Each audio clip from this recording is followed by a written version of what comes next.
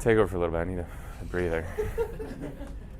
I haven't even gotten into like technology really yet. That's my job. Yeah, right. That's totally my job.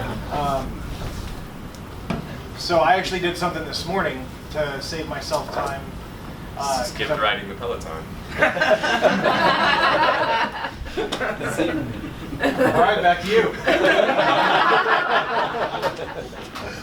You want to sell it, Mike? You want to sell it? No, I do not. $1,000. Mike's not a quitter. Yeah, I'm just taking a hiatus. It's a no-shower. So anyway, I've noticed that over the last couple of years, I've gone on, 3 or 4 different trips where I went on airplanes, and it is murder to stand in the TSA line forever. And my last trip, I went out to Washington, D.C., and I was traveling with one of my high school wrestlers. Because she's a minor, she automatically gets to go into the TSA precheck line. So I'm standing in the regular line, and she was like, shh. And then 15, 20 minutes later, she's standing over there, she's like, what took so long?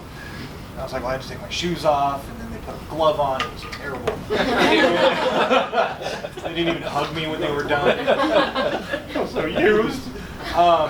So I went online and looked up how do you do this TSA pre-check thing, because I figured it would be like this crazy long process, and no, it was stupid simple. Like, I filled out the application on like Thursday last week online, set the appointment for this morning at 8:40 in the morning. I got there, I was the only person in the office. It took 10 minutes. They fingerprint, it was $85. And now for the next 5 years, I get to go through the TSA pre-check, keep my shoes on, keep my belt on, and I get to pass all the zombies that are standing in line. So gotcha. So what was that? Talking about smuggling. stuff that TaskRabbit won't do for you.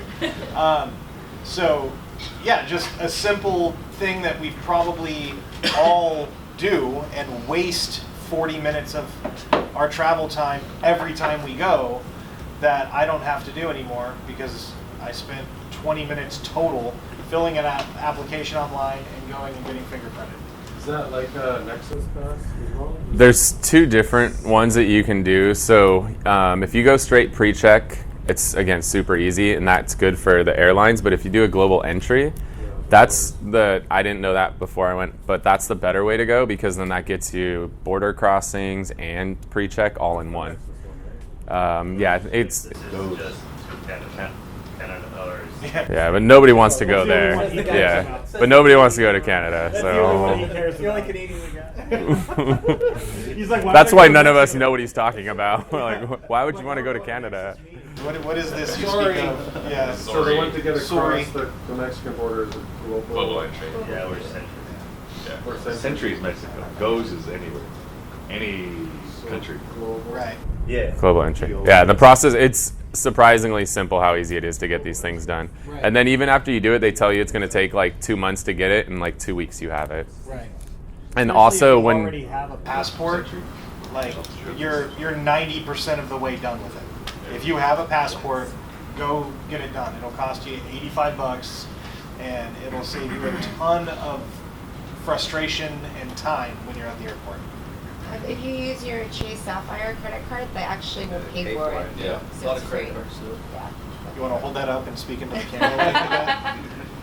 Yeah, and I've learned too, if I book flights for Brittany and I have a KTN number, which is a pre-check thing. She doesn't, but she gets pre-check automatically. So if you book your tickets together, everybody on that reservation typically gets pre-check with you.